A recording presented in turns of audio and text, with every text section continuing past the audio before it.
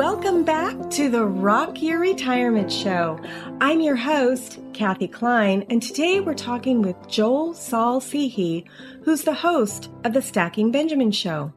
Stacking Benjamins is one of my favorite podcasts, so I'm hoping that I'm not going to get all fangirly here, but let me give you a little bit of background first. Joe doesn't currently work as a financial advisor, but he used to. Unlike most financial shows, Stacking Benjamins is hugely entertaining. The joke is that they only have 2 listeners, and you'll never learn anything on the show. You'll either love Joe or hate him, and I fall into the love him category, but don't tell his wife, Cheryl. I'm including this episode in our COVID-19 shows because Joe can actually teach us a lot about what to do about our investments. Even though you won't be learning anything on the Stacking Benjamins show, you might just learn something here today. I do want to mention that Paula Pant comes on his weekly show, and if you listened to my show last week, you'll probably remember that I mentioned her. She's the one who inspired me to start recording these COVID-19 episodes. Unfortunately, Paula has fallen ill, so I'd like you to say a little prayer to help her get better. And if you don't believe in prayers, then send a little white light or whatever you believe in that will help her heal. One more thing before I bring Joe on. Although we will be discussing money along with other things today, none of this should be considered legal, financial, medical, or mental health advice. As always, be sure to consult your own professional before making any life decisions. Okay, I won't make you wait any longer. Let's go ahead and bring on Joe Saul Seehee. Thanks, Joe, for coming on the show so quickly. It's about time. I've been wanting to have a chat with you for a long time. We've known each other for what? Over a year, I would think. Maybe around that long. Maybe Yes? 5 minutes. Well, I don't know. I've known of you, followed your work, so I'm excited to be here. Have you really? Absolutely. Are you kidding? No, See, here I go. I had no idea that he even knew who I was. So there it is. That I'll makes me fan feel good. back at you. So there you go. Thank you. So the world is a little crazy. I don't know. What are you talking about?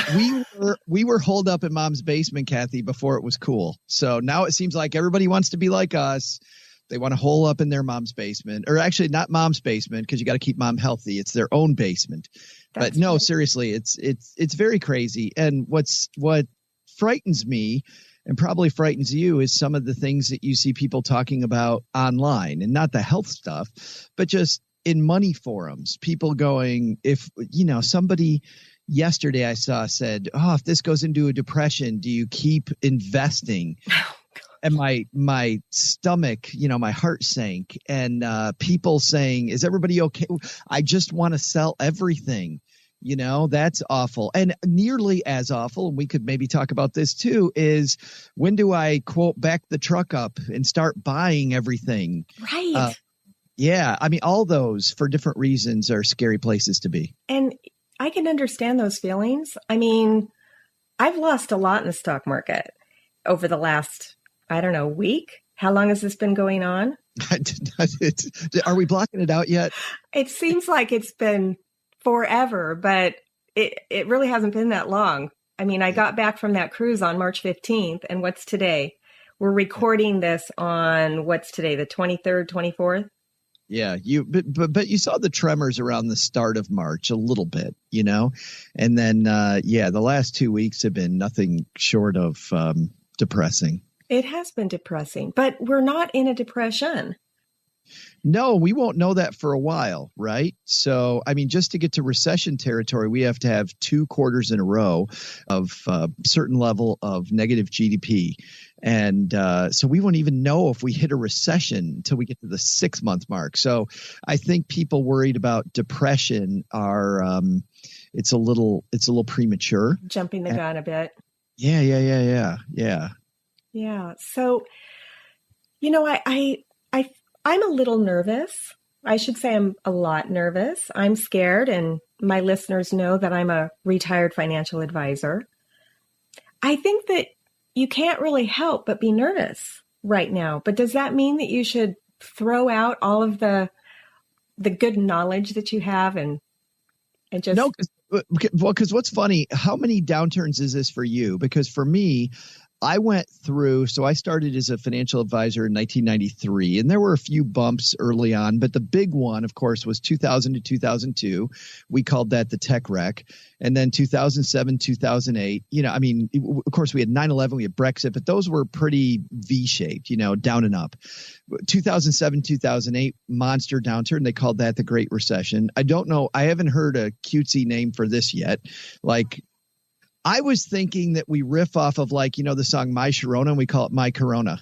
Oh, I saw something. I think I saw that. Yeah. I've seen some really cute songs.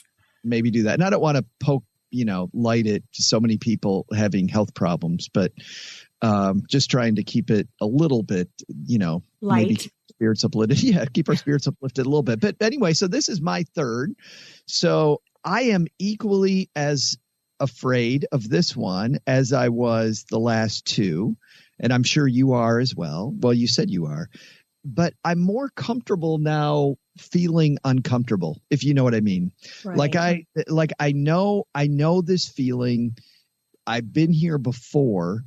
And while that doesn't give me any feeling of certainty, I'm not some guru that says, hey, it's going to get better tomorrow. I don't know where it goes. I do know this.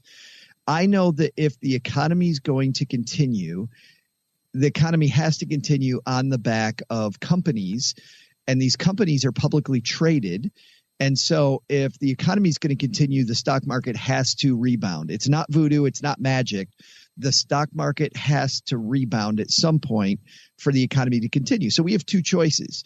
We go find a cave and get some food and guns and go whole out, or this is going to pass. And I vote for the second one. I think the second one's going to happen.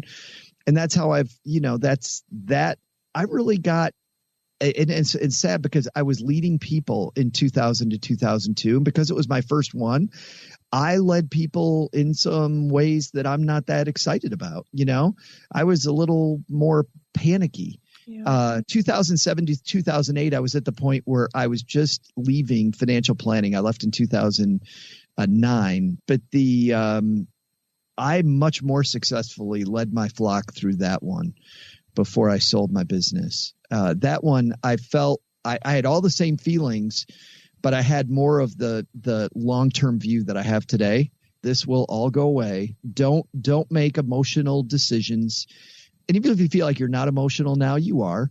I look at me this week. I don't know about you, Kathy, but I look at me this week versus me a week ago.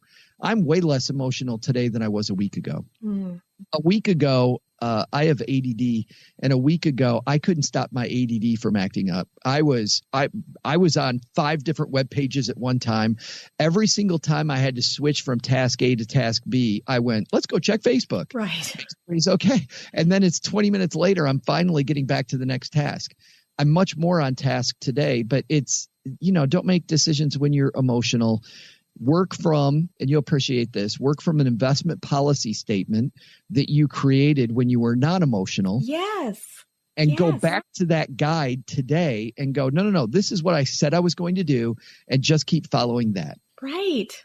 You're so right. I mean, that is definitely what we need to do. I can tell you that from my background, I have more to lose today than I had back in those other times. But personally, I haven't made any changes. I haven't changed anything. Yeah.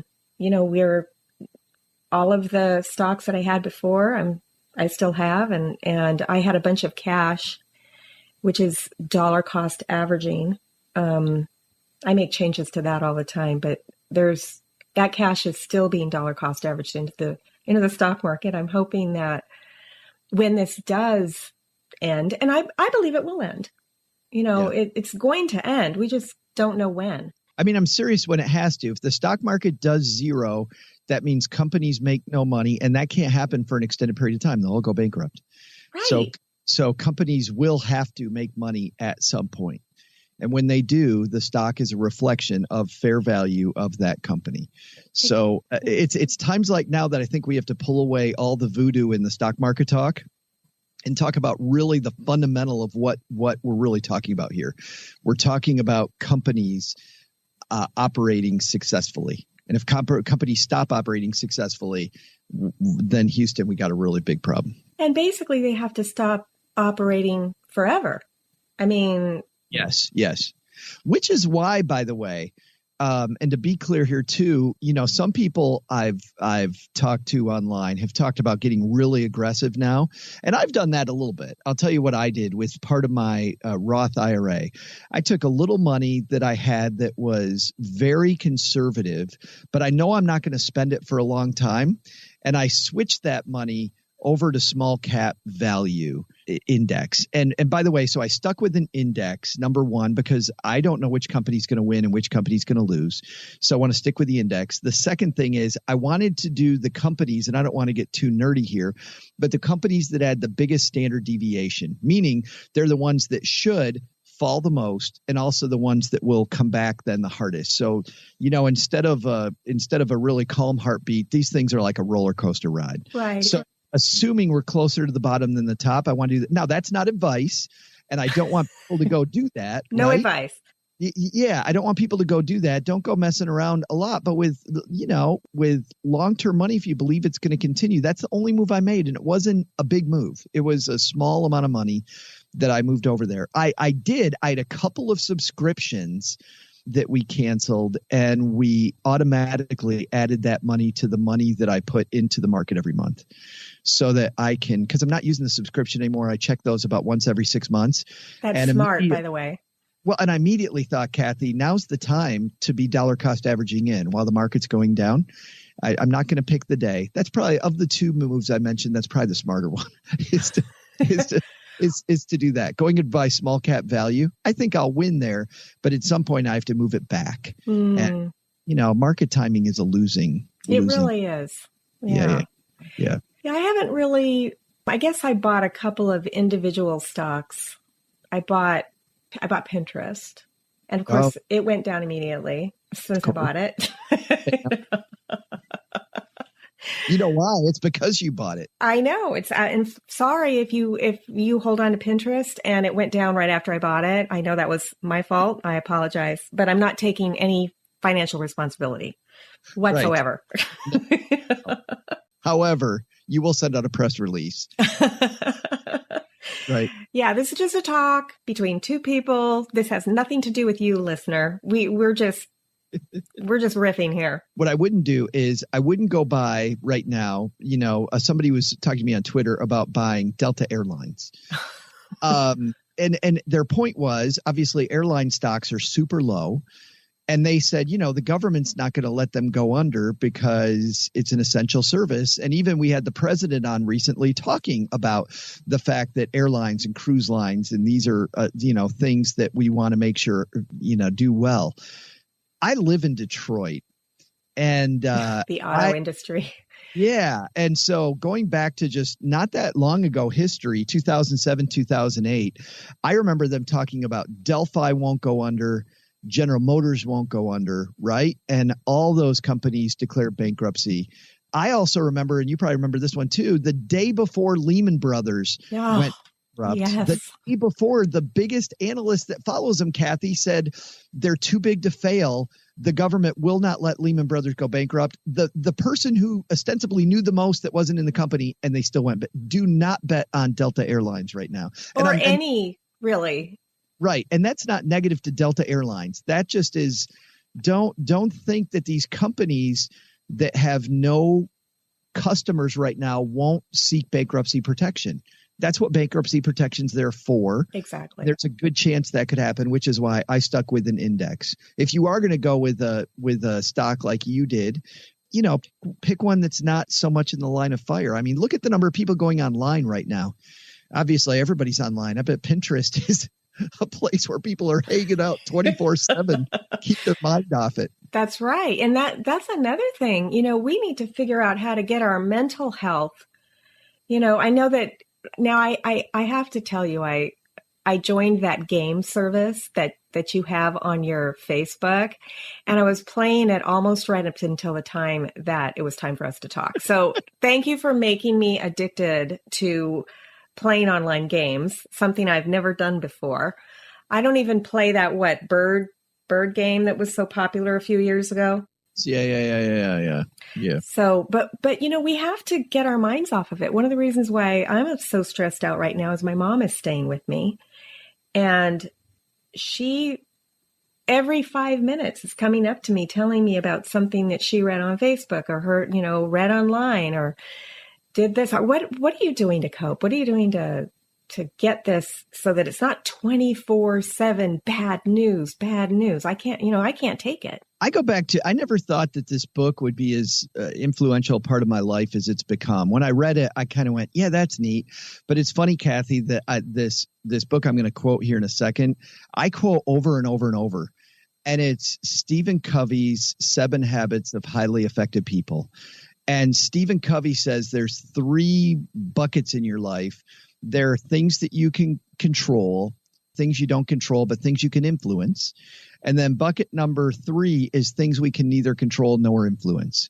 And it's at times like now that I have to think about which bucket am I spending my mental energy on? Are these things I can control or not? If I can't control, I have to let them go.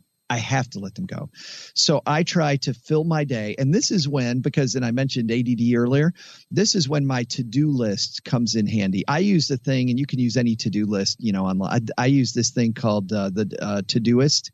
It's just Todoist.com, and it connects all my devices. So my to-do list is wherever I am.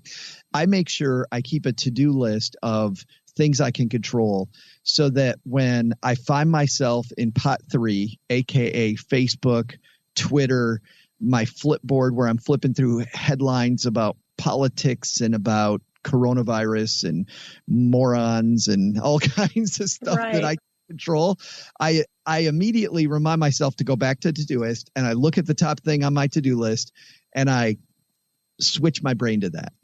I don't know if that's right or wrong, but that is my coping mechanism. Oh, that makes so much sense. I think I'm going to have to think about that. I have a million things on my to-do list, which I should be working on now that we're in this self-imposed, It's a great time to do it, isn't it? It's a great time to attack your stuff. Like there's things behind the scenes with our podcast that we are doing now because my whole team has time. Like everybody has time, and we are digging in to remake how we make the show because it's the perfect time to do that. Yeah. You're right. I should be doing that, but I'm not. Instead, I'm drawing. I'm working on a colored picture of a kingfisher. You can control that too. We've been doing that a lot lately. That's another thing. We have these beautiful metro parks around Detroit, and at the start of this year, we got an annual pass and did the math so that if we went 3 times during the entire year, we don't have one that's super close, but they're close enough, about half an hour away, and in either direction. We have one 30 minutes one way, one 30 minutes the other way. And so if we went 3 times to these parks, it would pay for itself. And so we've gone 4 times in the last 5 days just to go for a walk. This one place has this beautiful nature center, and we took birdseed. The first time out, we saw other people doing it. So the last time we took birdseed, and you put the birdseed in your hand with a glove on, and you just hold your arm out very still, and these little birds will come land on your hand. You're kidding. That's awesome. Birdseed right out of your hand. It's really cool. And these are parks that you pay a membership fee to be part of? Yeah, they're Detroit has these big, huge metro parks, and so lots of acreage. The 2 that are close to us have a big lake in the middle where in the summer there's, a swimming area and all that stuff. But there's walking trails all over the parks.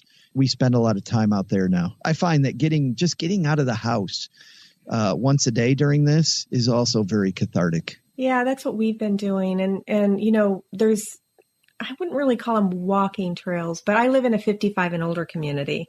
Yeah. And there's no sidewalks it's kind of weird because where the houses are, they're rows and rows of houses that all look alike. So you get lost. You don't know where you are. There's no sidewalks there. So you have to go to like the main roads, and there's sidewalks there. And then next to the sidewalks, there's golf path a lot of times, or across the street, there'll be golf paths. But when we're walking on the sidewalks, there's other people walking towards you. And we always feel like we have to walk into the street to maintain the the distance. Because our 2 weeks of self-imposed isolation doesn't end until March 30th. And so we're concerned about other people, but now just seeing how silly people are being, I read in a Nextdoor alert last night, somebody was saying something about somebody breaking in or about to break in or whatever at his sister's birthday party. And I wanted to respond, why are you having a birthday party? Dude, we're all supposed to be isolated. So anyway. I don't understand, because that is the one thing we can control, right? Is that, and the tough thing for me, like when we go out to this metro park, I pass restaurants that are closed. I pass hotels that are closed. I pass shopping malls that are closed. And I think about the people that have those jobs. And I think about the fact that those are generally, when I was a financial planner, those are the people with no cash reserve, with a credit card debt, living paycheck to paycheck, that really need that job to be open. And the more selfish I am to go be around other people and maybe infect them, the longer it takes for these people to go back to their job. Right. And even if we, and in the middle of this, and I don't really, because this is the part that we can't control, but I don't understand why we want to lift this early, which will ultimately stress it out. Like, what are people thinking? I don't know. We're going to cost ourselves a ton of money. I don't want to cost people money. I want people to have more money. They're worried about the economy, right? They're worried about the economy, so they want to let people go out. But what's going to happen is more people are going to get sick, and then the economy will be shut down longer. For longer, yeah. Take your medicine, get rid of it. It's like we tell people when they have credit card debt, when they come to see people like you or I, let's take care of this problem now. I know you want to do the sexy stuff, like get into investing talk and whatever, but what we're going to do? We're going to cut up the credit cards. We're going to learn how to do an all cash lifestyle. We're going to get an emergency fund. And people are like, wow, that sounds boring. Yeah, but let's get rid of this part so we can do the fun stuff, but do it for a long period of time. Right. One of the things that really kind of irritated me when I was doing financial planning full time is when I was new in the business. When I was new in the business, people would come to me, and I worked mostly with nonprofits. So I worked with their 403B plans, and they would come and they'd say, Kathy, I've got $10,000 worth of credit card debt. It's at 18% interest. Should I take out a loan against my retirement plan and pay off the interest? Pay it off, because it's 3% versus 18%. And when I was brand new in the business, I'd say, yeah, that makes math sense. But the issue is we're not all about math, because what would happen is that 2 years later, I'd be meeting with them. And now not only did they have that loan that they took out on their 403B, but they also now had another $10,000 worth of credit card debt because they ran it all back up. And so I guess what we're kind of trying to put across is the math says don't make any changes.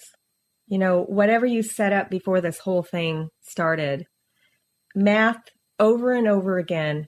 We've had crises before. We've always come through it. Over and over again, the math says stick with what you were doing. Don't make any drastic changes. But the problem is we as people are very emotional. We just, for some reason, can't, we don't want to do it. We don't want to believe math. I think there's a reason for that, though. I think it's because finance is the only thing in our life that it's better fixed by doing nothing. We are doers as people, right? I got to put a Band-Aid on it. I got to do this thing. I got to fix this thing. I got to make this better. Like, we apply effort and things get better. Things, second law of thermodynamics is things tend to fall apart, right? Everything is trying to fall apart. Finance, if we leave it alone. If it's good to begin with. If it's good to begin with and we leave it alone, we're going to do better. And it was funny. I think it was Fidelity, and you might have seen this study. Fidelity did a study, it's been a little while ago now, but they looked at all of their retirement accounts, and they looked, without looking at names, they just looked at how the different accounts did, right? Percentage wise. The best performing accounts of all as a group were people who were dead. Right. Isn't that crazy? And I have a story to tell about that, because when I first started in my practice, I was assigned some old accounts, and I started contacting some of these people. And one of the accounts, I don't know, I think she had maybe $200,000 or something like that.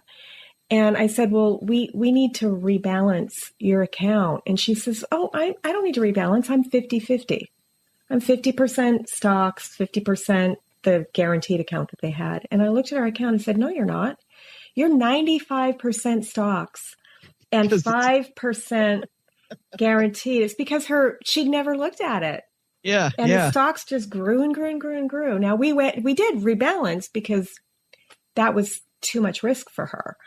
But so we're not saying that you never should make a change. You need to make your plan and stick with it, right? Yeah. Instead of panicking whenever something happens. But yeah, that's my story about that. It was like, I'm 50-50. I'm like, no, you're not. I love how she won by not paying attention. I'll tell you the opposite story. I was assigned some older accounts, and I, would call these people, and they'd come in to meet me. And these people had put a very minimal amount in the early 1990s into a growth fund. And now it is 1999, and their growth fund, because it was heavy tech stocks, that whole last half of the 90s decade had run up, and they'd gone from, I think, putting in very little money, $5,000 to $10,000. It was $85,000, $90,000. Wow. But they had never looked at it, and they didn't know. But guess what happened, Kathy? When they met with me and they found out that they had all this money that they never knew they had, they immediately needed it and began touching it. And we kept having meeting after meeting, where every meeting they're like, yeah, I just need to take 4,000 of it now. Yeah, I just need to take 6,000 of it now. Yeah, I just need 10,000 of it now. Yeah, I understand what you're saying, Joe. I'm going to leave it alone once I get past this crisis. And it's like we have this button that turns off in our brain that once I know I have this money sitting there, I get rid of all my creativity. Like, our brains are so creative and we can come up with such cool stuff, but we don't if I know I've got this pot of cash sitting over there. That's right. That's why. Now, this is not a study that was done. Nothing. All I know is that when my clients would pass away and leave an inheritance, that money was completely gone within 18 months. Oh, gone, because people. Yeah, we treat it as found money, right? Yeah. It's like finding $10 in my pants pocket that I didn't know was there. I'm like, oh yeah. But what's sad is you think about, wherever that inheritance came from, and those years people worked hard for that money. Years of working and saving. Yeah. I will tell you, getting back to this point, because you made a great point earlier when you said, if it was right before, it's still right now with the market down. If something is wrong now, because, largely when I'm online looking at people are asking us questions, it usually is because somebody has their money in the wrong place right now. Not much you can do to fix it today. But what you can do is make sure it doesn't happen again, because this will happen again. And so learn from your mistakes. What I like about engineers is engineers have this process when they're building things. They're building a building or a road or whatever it might be. They'll look at all the things that can go wrong. They list them, and they have these contingency plans, and then they build. Then they track all the things that went wrong on a stage of the road or the building. They do this post-mortem going, what could we have done better? They incorporate that into the plan. And then for the next time they plan, they make sure and incorporate those things. Hey, we've been talking about COVID-19 and how it can affect your money. But do you know what else can affect your money? Someone hacking into your accounts because you were using Wi-Fi unprotected. I've been protecting my data from prying eyes for years using NordVPN. If you're not protecting yourself, now's the time to start. Head on over to rockyourretirement.com/VPN. That's V like virtual, P like private, N like network. You'll be supporting the show if you purchase at no additional cost to you. And you'll be protecting your most valuable data. Don't wait. Do it today. And now, back to the show. The one thing I've seen that you've probably seen as well is that too many people have money in a spot where they need it, where it was affected by the market. Right. They don't have an emergency fund or whatever, a living fund. I got to pull money out of the stock market now and it's down. What do I do? Well, the first thing to do, and we can't do anything about it now, is don't have money in the stock market that you're going to need in the next couple of years. Always have, especially in retirement, have enough stream of income to get you through at least 2 or 3 years so that you don't have to worry about this. Imagine if you knew, and to your point, when somebody's retired, I don't like talking in percentages anymore. I like talking in real dollars. Because if somebody has, somebody's 25 and they've done a great job and they've accumulated $10,000, they go down 30%. That's $3,000. That's right. They'll recover. If somebody has $2 million, that's $600,000 they lost. Yes, it's not the same. No, it isn't. I'm sorry. It's still 30%, but it's not the same. But if I know that I've lost $600,000, but I've got 3 years until I need to touch that money, I can let it heal for 3 years. Not nearly as worried. That's nearly. So true. So wise. You're so wise, Joe. I don't think it's wise as much as you look at enough charts and graphs that you go, this is the way it's always been. There's nothing different. And actually, if you want to, Kathy, we can even talk about the fundamentals here. Because if we go back to 2007, 2008, it's a lot different than today. 2007, 2008, we had problems with debt, if you remember. And the stock market went down for very fundamental reasons. It was because of the fact, and these numbers are off the top of my head, but I think we had something like 135% debt to GDP ratio, meaning that we had a lot more debt than we had people bringing home the bacon. Right. Now, I think that number's gone down, at least at the start of this, it was down to about 95%. People have a lot less debt now than they had during that 2007, 2008 problem. So this was not a problem there. We certainly had an economy that was slowing before this, right? It was slowing up a little bit, but we still had very low unemployment. We still had people out buying. We had low-ish debt levels compared with 10 years ago. We also have the savings rate had gone from 3% to 8%, which is a fantastic number. So people saving money, people buying, debt was down, employment was up. And we can parse everything, go, well, employment's up, but it's the gig economy. It's not great job. Okay, all that's fine. But we don't have the fundamental structural problem now that we had then. And if this goes away quickly and Americans continue to do business and shop and save the way they did just a couple months ago, it will rebound. Now, if it goes long term, we will have companies then go bankrupt. And we will have maybe structurally people work different, people shop different. Like as an example, people might shop online even more. This might be the final nail in the coffin for JCPenney, Right. Seriously. But if JCPenney sticks around, maybe they'll continue. Maybe they'll start printing catalogs again, and we can all use it as toilet paper.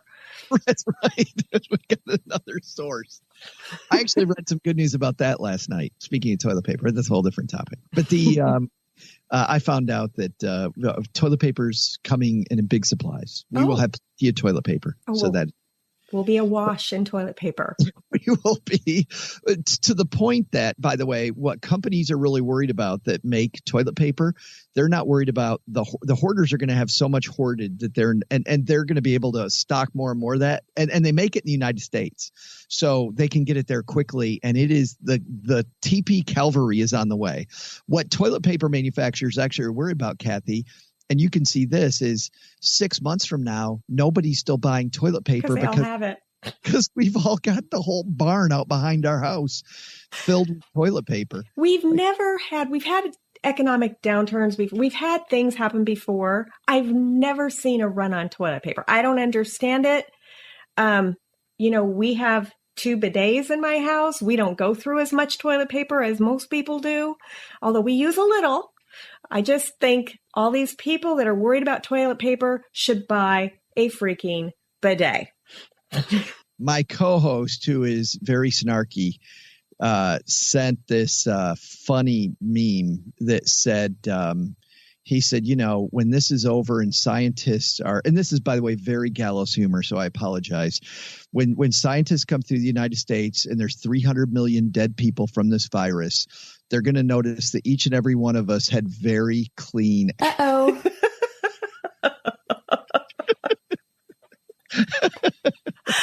Oh my goodness. Yes. Who knew? But anyway, so structurally, getting back to the point, structurally, if this goes on for a long time, sure, okay, all bets are off. But if this passes, the economy, if we just restart where we were and people go back to the way they were, the economy is not 2007, 2008. Right. So this is a whole different beast. It's not comparable. Yeah. And so when we get past this, when people start social isolating, which is the way to get through this, you won't catch it, you won't spread it if you're not out there among people. Things hopefully, once it dies down, because it's my understanding that there might be some kind of season for COVID-19. And so things could calm down and then the economy could pick back up. And hopefully between then and the next wave, they'll find a way to deal with it. Yeah. That's what I'm hoping. Yeah, me too. I'm hoping. And if they don't, hopefully they'll make some temporary hospitals with ventilators and all the things that we need to keep people healthy while, or not healthy, but keep people alive while they fight it. Yeah. Well, and that really is the problem, because as the CDC has said already, it's not a problem of if we're going to get it, it's a problem of when, and the goal is to slow down. Slow the spread. Yeah, the attack on the emergency room. So sooner or later, a lot of us will probably be there, but if we can slow it down a little bit so that our hospitals aren't overwhelmed, then we're good. I want to say something about the CDC. Yeah. So I got an email from them today with an attachment. Really? Yeah. Mm-hmm. With an attachment saying something about they found a cure or something, blah, blah, blah. So I just want to tell my listeners that the CDC doesn't have my email address. And I know that the CDC did not send me an email, and I didn't even click on the email. I just immediately deleted it. And if you get an email from the CDC, please don't open it. Most likely it's a virus, a computer virus. And you probably don't want to catch that on top of everything else that's going on in your life. Is there a special place in hell for people that capitalize on coronavirus? Yeah, and they actually, in the email it said, forward this to as many people as you can. I don't know if they're targeting people who work with Medicare insurance or what, or if it was just random, but it was my work email. So I'm pretty sure the CDC wasn't sending me an email today. What do you think, Joe? I'm fairly certain they aren't, but all those calls from the IRS that I've gotten the last year, I take all those. No, I'm kidding. The IRS, people from the IRS not only seem to call me a lot, and but they also those recorders don't even use proper English. I'm like, if you're going to scam me, try to use the right. I was in, I'm a finance guy, but you may not know this, but I was an English major in college. Actually a lot of mutual fund managers, it turns out, are English majors, but but it always drives me crazy. I'm like, if you're going to scam me, use the right form of speech to do it. my OCD goes off. I'm like, no. Don't scam me that way. Scam me this way. Scam me this other way where I might actually fall for it. Don't give them any ideas, Joe. I'll try not to. I should. Oh, my goodness. We have come up to, I guess, the end of, we're running out of time here. So before we go on to before we end, I just want to give you the opportunity to say anything to my listener that, because I have 3 listeners, so I have one more listener than you do. Kicking our butt. Our butt. Is there anything that you want to say to the listener to calm them down, or any other way of managing stress, like maybe your game? I'll put a link to that game program on the show note. Yeah, what's it called again? BoardGameArena.com. Board Game Arena. It's a free site, and as you've probably seen, Kathy, it's overwhelmed right now. But there's a lot of popular board games on there, and it's people have been asking. They're like, so how do I keep up with my family? What I like about Board Game Arena, and I don't work for them, I don't get a commission, I don't even know who runs it. I just am a geek. What I find fun is that I can take a turn at a game, go back to my life, and come back a couple hours later, and it's my turn again, because everybody just, when they can, they take their turn. You can do it that way, or you can do it the other way, which is everybody's online together and you play it in real time. So I haven't done the other way yet. I've been playing that first practice game in real time. Yeah, Can't Stop. Yes. Yes. And I have not won yet. I've played like 3 games. It's really irritating. I didn't even understand how it worked the first couple of times. I was so for the listener, I'll do this little side thing. It's a dice game, but you're playing it online, and I didn't understand how it worked. I was just playing it, and I finally figured it out that once you have your 3 people on the board, the die, if the dice comes up to a certain number and you're not on that, you're not there, you can't move. Right. And right. So I finally figured that out. I'm not that bright, apparently. It took me a while to figure that out. Yeah, it's called Can't Stop because you set these 3 numbers with 2 dice, or with 4 dice. You split your dice in half. So let's say that you roll, 2 3s and 2 4s. You could make that 2 7s and move the 7 up 2 spaces, because you're trying to move stuff from the bottom to the top, these little pegs. But you get 3 pegs. And once you have all 3 pegs, if you don't roll one of those 3 numbers, if you can't somehow put your dice together in those numbers, you're out. Yes. And so you can keep rolling as long as you want. At some point, you can stop, and your whatever gains you made, you lock in those gains. Yes. If you don't stop and you roll out, you go all the way back to the bottom. It's kind of like the stock market. It kind of is. Lock in your gains. Lock in your gains once or twice a year at an established interval. I guess my point is I use Stephen Covey to keep me calm. And I think I'll just walk back again, Kathy, to that, which is think about, can I control this? Can I influence it, or can I neither control nor influence it? And if I'm spending all my time on stuff I can't control or influence, I really need to regroup and think about what in my life can I control and focus on those things. What am I creating? What am I doing to move the ball ahead for me, not to worry about stuff that is going to either change or stay the same without me involved? Good advice. That is very good advice. So if the listener wants to listen to you, and by the way, can I tell them about the dessert, or do we need to leave the dessert off the table? As long as people don't tell other people, my 2 listeners, that it exists. Okay. I'm going to give you a hint. If you do go over to the Stacking Benjamins podcast and the show ends, just let it run. Is that okay, Joe? Or should I edit that out? That's against the rules, as you know, but okay, then I'll edit that out. No, but that's fine. No, that's fine. It's against the rules. We won't tell Mom. The thing that is funny about that I'll say here is that the way we created that was, there's a great book, if you create anything, called Steal Like an Artist. And I'm looking over because the book's right over there. it's by a guy named Austin Kleon, who kind of sits at the intersection of creativity and business. He's an artist. But when he talks about stealing like an artist, he said that any artist is an artist on the backs of other inspiration. You know, everybody's inspired by something.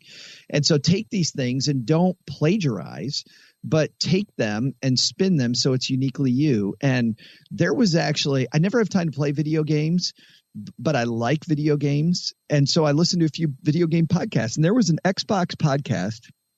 It's still around, but for a long time, the show would end. I would hit stop and I just go about my day. And I maybe listened to the show for 9 or 10 months. And Cheryl, my spouse, and I were on an anniversary vacation to northern Michigan, where they have this great white wine country up near Traverse City. And we're at this beautiful winery bed and breakfast. And I jump in the shower and I turn on my radio outside the shower, and I'm listening to this podcast. And the podcast ends, but I can't get to my phone to turn the podcast off. And I'll be damned if 45 seconds later, these dudes start talking again. And then I realized I've been missing it the whole last 9 months. And so I love it when people write me and they've been listening to our show for 6 months and they're like, I never knew that you guys start talking again. Yeah. I love it. Love dessert. It is funny. Yeah. And by the way, if you want financial talk during dessert, we don't do it. It's never financial talk. No. It's always us hanging out, talking about movies. Yes. It's still fun. And by the way, Still Like an Artist is in my holds list for my library app. Oh, so yes. It's a little tiny book. It's not the kind of book that you read cover to cover. It's the kind of book that you open to any random page. And because he's an artist, he just has like a little saying. Oh, so I might have to buy it. And it connects to the next one. No, you'll see. Even in the library app, you'll see. But it just is, for me, it is a pull off the shelf when I need some inspiration, read 4 pages and get back to work. And I'm super inspired. Oh, well, I may have to wind up buying it anyway. I'll wait till I get it and then we'll see. He's a cool dude. Yes. So listeners, I hope that this was a good conversation for you to listen in on. And if you're interested in an interesting and entertaining sort of finance show, you're not really a fire person, though. I think I'm too old to be a fire person. Me too. Is like age cutoff? It's like 25, I think. That's right. But maybe. But head on over to the Stacking Benjamins show. What's the website? Is it Stacking Benjamins or Stacking Benjamins? StackingBenjamins.com. Yeah, just straightforward. And you can find it in the same podcast app that you're listening to this show on. They're all over the place. And they also have a Facebook group, The Basement. Basement, yeah. People can hang out in Mom's basement. And only go there if you are okay with really bad dad jokes. I love it when we get the super nerdy finance people who come and they kind of get offended. They're like, what does this have to do with finance? And I always write, welcome to the basement, dude. Yeah, we're not going to be all. I do like the way in the basement people seem to be a lot calmer than in some of the other groups I'm in. And people are getting through it with a lot of levity. So that's fun. But if you don't like bad dad jokes, you should not go to our Facebook group. Go to the Facebook group. It'll be fun. Joe, thank you so much for being so gracious as to meet with me so quickly so that we could give a little bit of information and levity to the listeners of this show. I really appreciate it. Well, thanks a ton. And I'm so glad you worry so much about your community because they rely on you so much. And it's just exciting to see. Thank you. And to the listener, we'll see you next time on Rock Your Retirement.